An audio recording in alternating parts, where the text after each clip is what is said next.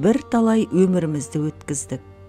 Алыстық, жұлыстық, айтыстық, тартыстық, әурешілікті көре-көре келдік. Енді жер ортасы жасқа келдік. Қажыдық, жалықтық, қылып жүрген ісіміздің баянсызын, байлаусызын көрдік. Бәрі қоршылық екенін білдік. Ал енді қалған өмірімізді қайтып, не қылып өткіземіз? Соны таба алмай, өзімде қайранмын.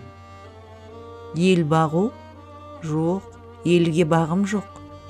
Бағусыз дертке шырайын деген кісі бақпаса, не албыртқан көңілі басылмаған жастар бағамын демесе, бізді Құдай сақтасын.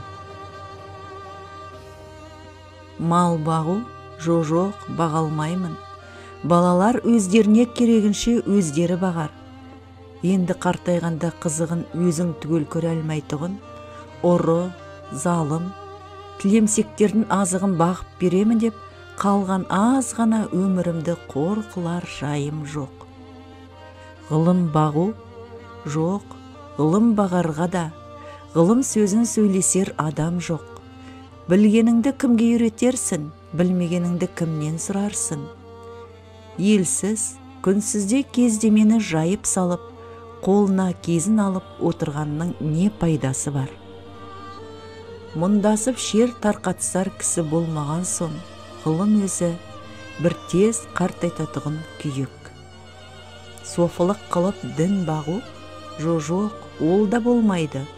Оған да тыныштық керек. Не көңілде, не көрген күнінде бір тыныштық жоқ.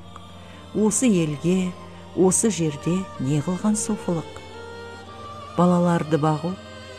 Жоқ, баға алмаймын. Бағар едім, қалайша бағудың мәнісін де білмеймін. Не болсын деп бағам, қай елге қосайын, қай қарекетке қосайын. Балаларының өзіне ілгері өмірінің, білімінің пайдасын, тыныштықпенен көрерлік орын тапқаным жоқ. Қайда бар, не қыл дерімді біле алмай отырмын. Не бол деп бағам, оны да ермек қыла алмадым. Ақыры ойладым. Осы ойыма келген нәрселерді қағазға жаза берейін, ақ қағазбен қара сияны ермек қылайын.